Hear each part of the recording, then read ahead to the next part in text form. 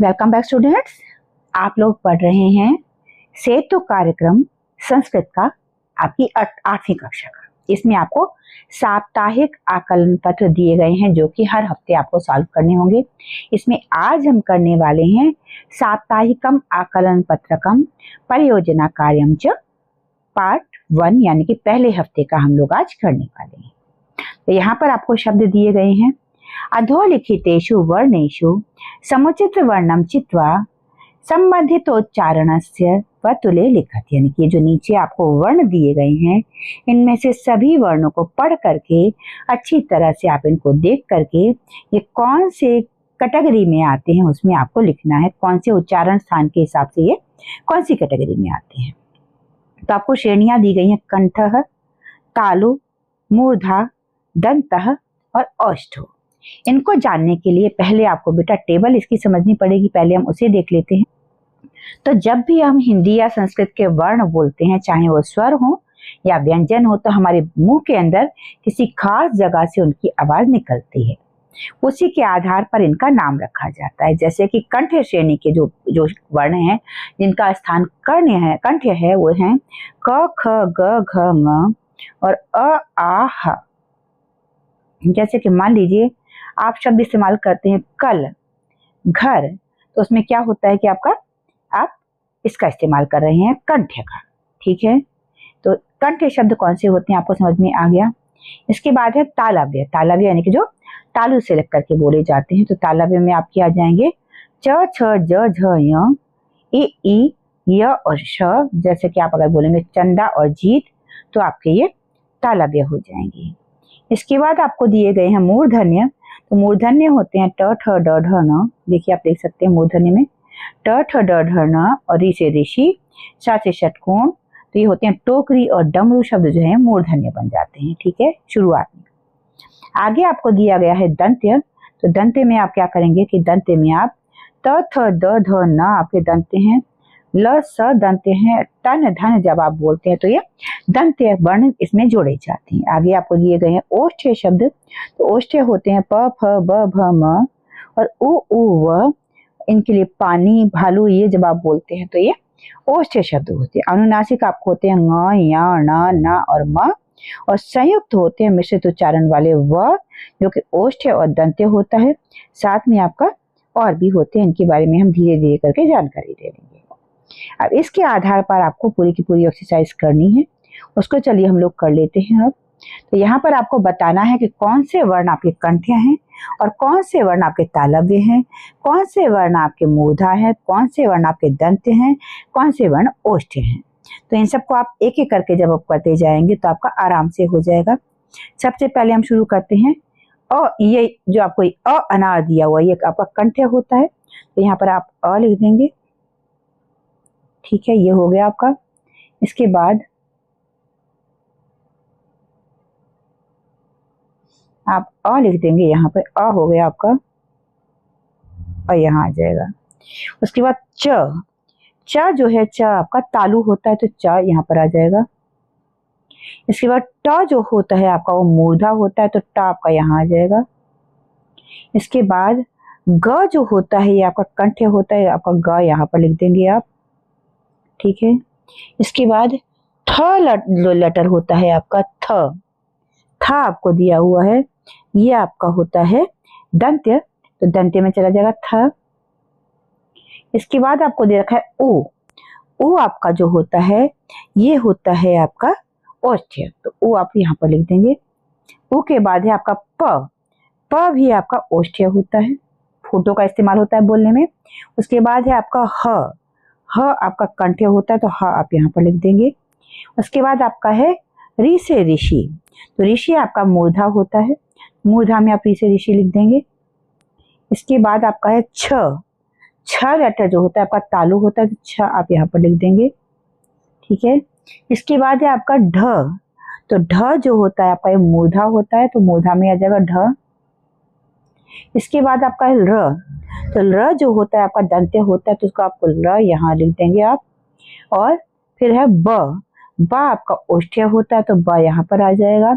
उसके बाद है आपका द क्या होता है आपका दंत्य होता है तो द को आप दंत्य में ले आएंगे। और ई जो होता है आपका ई जो होता है ये तालव्य होता है, तो ई यहाँ पर ले आएंगे। इन सब की आपको मैं टेबल साथ के साथ शेयर कर रही हूँ, उसे आप अच्छी तरह देख लीजिए। इसका चाहें तो आप लोग स्क्रीनशॉट भी ले सकते हैं। कंठ होते हैं अ ग ह, तालव्य होते हैं ई च छ, मूर्धा होते हैं ट ऋषि ऋषि और ढ, दंत्य होते हैं थ र और द, और ओष्ठ होते हैं ओ प और ब। ये आपकी की पूरी तालिका वहां पर कंप्लीट हो जाती है। इसके बाद हम बढ़ेंगे आगे।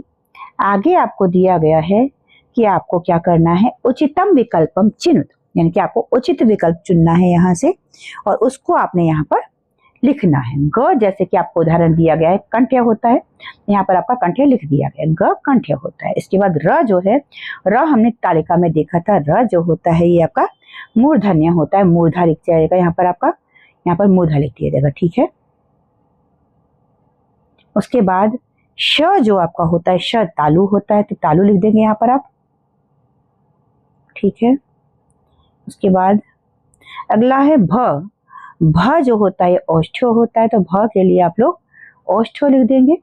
इसके बाद ल जो होता है ये दंत होता है, और विसर्ग जो होता है वो आपका कंठ होता है, तो भ जो है आपका औष्ठ्य हो जाएगा।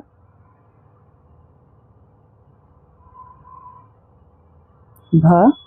उसके बाद ल जो है आपका ये दंत हो जाएगा और विसर्ग आपका कंठ हो जाएगा, ठीक है, ठीक है। यहाँ पे बेटा राइटिंग बेटा टैब पर नहीं अच्छी आ पाती है, आप लोग समझ जाइए इसको बताने से ही।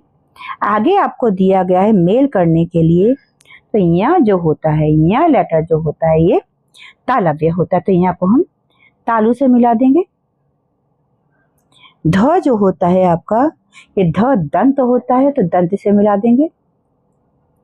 ख जो होता है ये कंठ होता है, तो ख को हम कंठ से मिला देंगे, ख को कंठ से मिला देंगे हम लोग, मिल नहीं रहा है यहाँ पर ये। और श जो होता है, श से षटकोण, ये आपका मूर्धन्य होता है, तो इसको हम यहाँ पर मूर्धन्य से मूर्धा से मिला देंगे। और ब जो होता है ये औष्ठ होता है, तो हम इसको औष्ठ से मिला देंगे। ये आपकी टेबल कंप्लीट हो जाएगी। इसको आप लोग अच्छी तरह से समझ सकते हैं, देख लीजिए और इसको आप लोग मिला लीजिए अच्छी तरह से। इसके बाद हम आगे चलेंगे। आगे आपको दिया गया है मंजूषातः समुचितम पदम चित्वारिक्त स्थानानि पूर्यति, तो यहाँ से आपको इन रिक्त स्थानों की पूर्ति करनी है। कैसे करेंगे एक एक करके हम आपको समझाती चलूंगी और मैं करवाती चलूंगी। सबसे आपको दिया गया पहले पुस्तकम पठते, पुस्तकम पठती यानी कि पुस्तक को पढ़ती है, एक वचन है, तो एक वचन यहाँ पर आपको क्या दिया गया, तानी बहुवचन है, ताह भी बहुवचन है, कह एक वचन है लेकिन प्रश्नवाचक है, इसलिए यहाँ पर प्रश्न का चिन्ह नहीं है, ये नहीं आएगा। उसके बाद तव, तव आपका जो है वो द्विवचन होता है, सा एक वचन स्त्रीलिंग होता है, तो यहाँ पर आप सा लिख सकते हैं, तो यहाँ हम सा लिख देंगे। अगला आपको दिया गया है पुष्पाणि सन्ति, यहाँ पर बहुवचन है, बहुवचन है तो बहुवचन आपको केवल तानी दिया गया है, तो यहाँ पर आप तानी लिख देंगे, ठीक है। इसके बाद पत्रम लिखतः, पत्रम लिखतः, लिखते लिखतः है आपका द्विवचन हो गया, तो द्विवचन में आपका सह तव ते, तव शब्द है द्विवचन, तो आप यहाँ पर तव लिख देंगे। उसके बाद विद्यालयम गच्छन्ति, गच्छन्ति यानी कि बहुवचन है, तो बहुवचन में आपका ताह शब्द आ रहा है खाली, सा ते ताह स्त्रीलिंग बहुवचन, तो आप यहाँ पर ताह लिख देंगे। इस तरीके से आपका ये फिलअप पूरा हो जाएगा। इसके बाद आगे आपको दी गई है टेबल पूरी करने के लिए, जिसमें आपको कुछ उदाहरण दिए गए हैं पूरे करके, और कुछ आपको लिखने हैं, लिखने के लिए छूट दिए गए हैं, उनको आप अपने आप लिखेंगे। तो इनको कैसे पूरा करना है देखिए, आप लोग देख लीजिए। पहले मैं बोलूंगी, उसके बाद आपको भरी हुई टेबल दिखाऊंगी। बेटे पूरी मैंने भरी हुई है, वो भी आपको मैं शेयर करूंगी, उसे भी आप लोग देख लीजिएगा, लेकिन पहले इसको समझ लीजिए। तो कैसे होगा, सह तव ते, तो कह कऊ के हो जाएगा यहाँ पर, है ना, कह कऊ के हो जाएगा। फिर है तम तव तान, तो कम कऊ कान हो जाएगा यहाँ पर। तया ताभ्याम ताभी के आगे कया काभ्याम का भी हो जाएगा। तस्य ताभ्याम ताभ्यः की तरह से कस्य काभ्याम काभ्यः हो जाएगा। तस्मात् ताभ्याम तेभ्यः की तरह कस्मात् काभ्याम केभ्यः हो जाएगा। ऐसे ही आगे जब हम चलेंगे तो तस्या तयोः तासाम की तरह ही कस्या कयोः कासाम हो जाएगा। तस्मिन् तयोः तेषु की तरह ही कस्मिन् कयोः केषु हो जाएगा। ये पूरी की पूरी टेबल मैंने आपके लिए भरी हुई है, इसको आप लोग देख लीजिए यहाँ से। देखिए सह तौ ते कहो कऊ के हो जाएगा। फिर आपको दिया गया था तम तौ तान कम कऊ कान हो जाएगा। इसके बाद आगे आपका है तया ताभ्याम ताभिः कया काभ्याम काभिः तस्य ताभ्याम ताभ्यः कस्य काभ्याम काभ्यः तस्मात् ताभ्याम तेभ्यः कस्मात् काभ्याम केभ्यः तस्याः तयोः तासाम कस्याः कयोः कासाम। आगे है तस्मिन् तयोः तेषु और कस्मिन् कयोः केषु। यहाँ आपकी ये टेबल कंप्लीट हो जाती है। आप चाहें तो इसका स्क्रीनशॉट भी आप लोग चाहें तो ले सकते हैं, इसको ले लीजिए ताकि आपको आगे से कंप्लीट करने में आसानी रहे। ये आपकी पूरी की पूरी एक्सरसाइज यहाँ पर पूरी हो गई है। इसके बाद हम वापस चलेंगे उसी पर। यहाँ पर आपको आगे काम दिया गया है समुचितेन पदेन सह योजयत, यानी कि सही शब्द के साथ इसको आपको जोड़ना है। इनको हमें इनके शब्दों के साथ में जोड़ना है कि कौन सा शब्द कहाँ पर जुड़ेगा। ठीक है, तो इसको हम लोग करेंगे अब आगे। तो इन सब शब्दों के भी मैंने आपके लिए मिलान किए हुए हैं, उनको भी मैं आपको दिखा देती हूँ साथ के साथ ही। आपसे पूछा गया है सप्तमी विभक्ति का बहुवचन, तो यहाँ आपका सप्तमी विभक्ति का बहुवचन मुनीषु बनता है, यहाँ आप जोड़ लेंगे। इसके बाद आपका पंचमी विभक्ति का एक वचन जो आपको दिया गया है, पंचमी विभक्ति का एक वचन आपका बनेगा आपका नद्याः। ठीक है, इसके बाद आपको दिया गया है प्रथमा विभक्ति का एक वचन, तो ये होगा बालकः, बालकः बालकौ बालकः, है ना।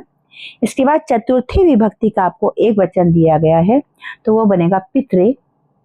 इसके बाद आपको दिया गया है सप्तमी विभक्ति का द्विवचन, तो वो बनेगा वधवोः।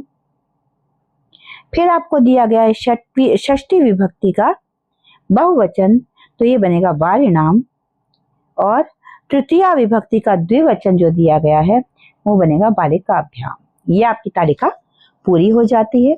इसे आप इस तरीके से कंप्लीट कर लेंगे तो आपकी एक्सरसाइज पूरी हो जाएगी। इसे आप ध्यान से देख लीजिए। स्क्रीनशॉट लेना चाहते हैं तो आप लोग इसका स्क्रीनशॉट भी ले सकते हैं। इसके बाद हम आगे चलेंगे। आगे आपके कार्यकलाप का मूल्यांकन किया जाएगा। इसमें आपके अध्यापक अपने आप आपकी ग्रेडिंग करेंगे, मार्किंग करेंगे। उनके लिए टेबल दी गई है, इसमें आपको कुछ नहीं करना है पर्सनली, ये टीचर्स के काम की है। आगे आपको दिए गए हैं परियोजना कार्य। तो पहले आपको दिया गया है प्रत्येकम उच्चारण स्नानात् उच्चारितानां वर्णानां सूची निर्माणम कुरुत।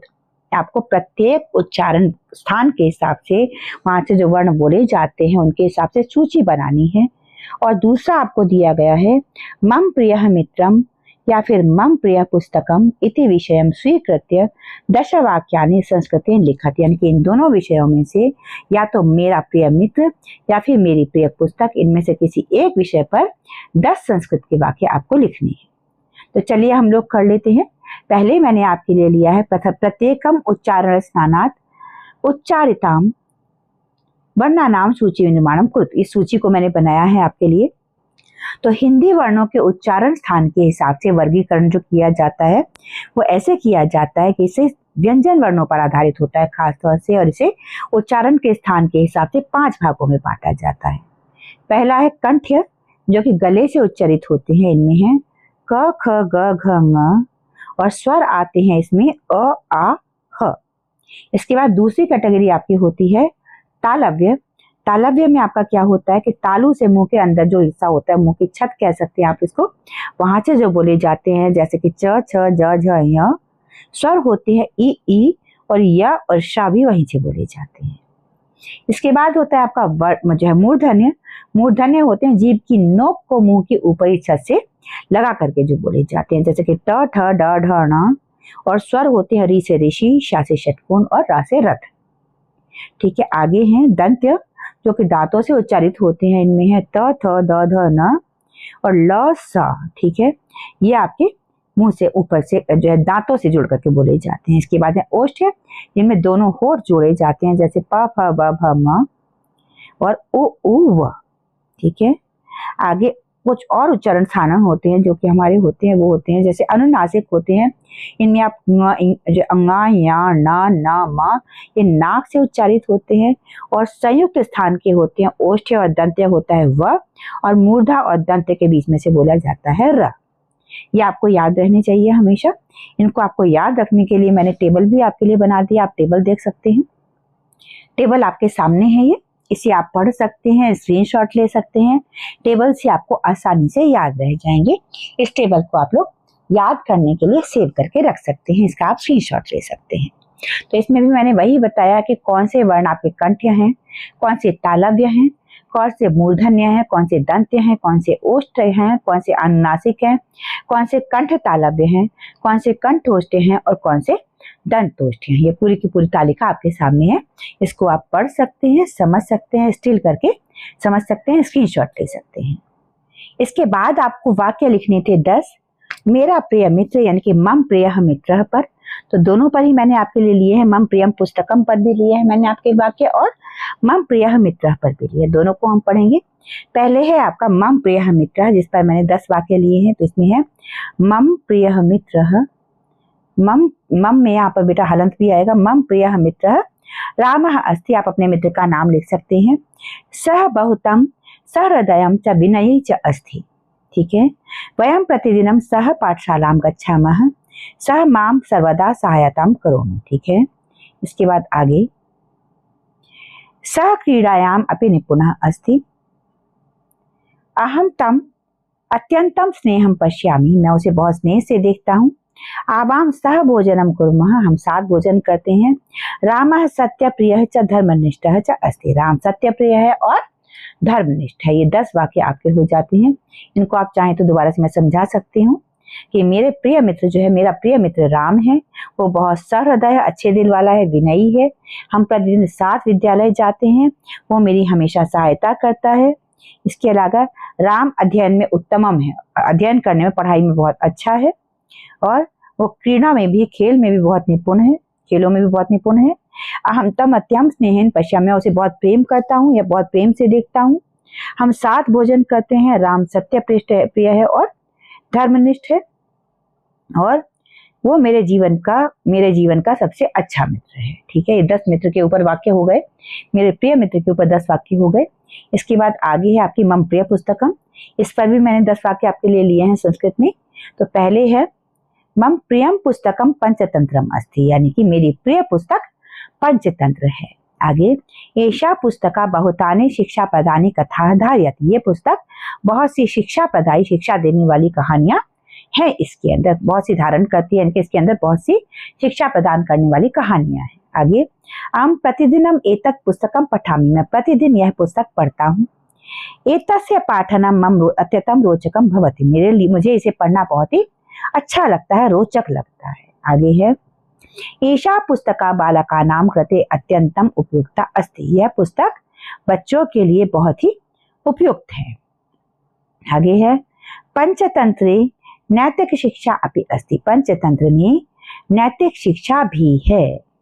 आगे मम माता पिता अपि एतस्य पुस्तकेन संतुष्टाः सन्ति, यानी कि मेरे माता पिता भी इस पुस्तक से संतुष्ट हैं, प्रसन्न हैं। एषा पुस्तका सरलया भाषाया लिखिता अस्ति, यह पुस्तक बहुत ही सरल भाषा में लिखी गई है। इसके आगे पुस्तके वर्णिताम पशूनाम कथाः अत्यंतम रमणीयाः सन्ति, यानी कि पुस्तक में जो वर्णित पशुओं की कहानियां हैं वो बहुत ही रमणीय हैं, बहुत ही सुंदर हैं। आगे 10वां वाक्य है अयम पुस्तकम मम जीवनस्य प्रियतमम पुस्तकम अस्ति, यानी कि यह पुस्तक मेरे जीवन की सबसे प्रिय पुस्तक है। यहाँ आपके ये 10 वाक्य खत्म हो जाते हैं। तो हमने 10 वाक्य पढ़े, मम प्रियः मित्रः पर भी और उसके बाद मम प्रिय पुस्तकम पर भी। तो दोनों के दोनों आपके निबंध कह लीजिए या फिर आप लेख कह लीजिए, दोनों यहाँ पर आपके कंप्लीट हो जाते हैं। और इस तरीके से आपका आकलन पत्र, पहला साप्ताहिक आकलन पत्र आपका पूरा कंप्लीट मैंने आपको इस वीडियो में करा दिया है। कहीं पर भी आपको कोई डाउट हो तो आप लोग कमेंट सेक्शन में पूछ सकते हैं। और चैनल बेटे अगर आपने अभी तक सब्सक्राइब नहीं किया है तो बहुत जल्दी से कर लीजिए। आपकी परीक्षाओं के लिए ढेर सारी शुभकामनाएं, नए कोर्स के लिए आपको बहुत सारी बधाइयाँ। Have a great day ahead. जय हिंद, जय भारत।